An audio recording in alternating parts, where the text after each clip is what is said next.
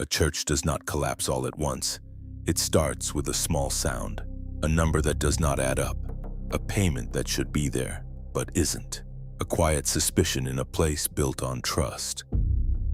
And in this case, that quiet suspicion would eventually grow into criminal charges, an airport arrest, and a scandal dark enough to make people question not only a man, but the machinery of faith itself. The man at the center of it is Bishop Emanuel Shaleta of the Chaldean Catholic community. In the San Diego area, prosecutors say this is first and foremost a money case. They allege that more than $270,000 tied to St. Peter Chaldean Catholic Cathedral in El Cajon was embezzled, and that the bishop now faces 17 felony counts, including money laundering. Shaleta has pleaded not guilty and publicly insisted that he never abused church money. According to authorities, the case began when someone from the church brought forward documentation showing potential financial mismanagement, prosecutors say. Monthly rental payments of more than $30,000 from a tenant using the church's social hall were allegedly missing. They say the church accounts showed discrepancies and that the explanations for where the money went did not hold together. Then came the image that turned private suspicion into public scandal. The bishop was arrested at San Diego International Airport while allegedly attempting to leave the country. That alone is enough to shake a church.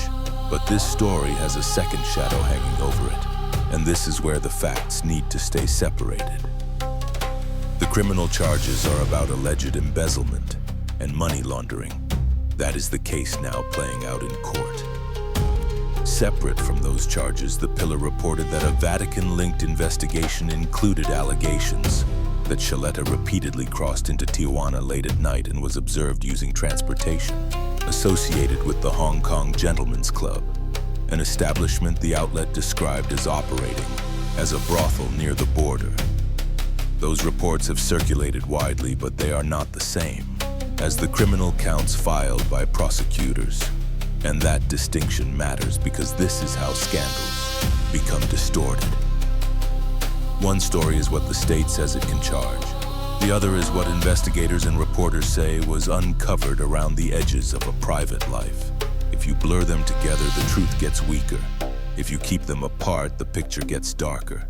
Because then you are no longer looking at one allegation. You are looking at two separate trails, leading toward the same question. What happens when a man trusted to guard the sacred is accused of living like accountability does not apply to him? That is the harsh truth inside this case. People do not place money into a church basket as a casual transaction. They are not buying a product. They are surrendering something more fragile than cash. They are handing over belief. Belief that the money will help the poor. Belief that it will sustain a community. Belief that the people standing closest to the altar are not secretly feeding appetites in the dark, while speaking about sacrifice in the light. The accusation here is not just that money went missing. It is that trust may have been converted into opportunity. And maybe that is why this story hits so hard. Not because hypocrisy in a religious institution is new. It isn't. History is crowded with it. This story cuts deeper because it reminds people that corruption does not need to break down the front door. Sometimes it is invited in, dressed investments, speaking the language of service, handling donations, one handshake at a time.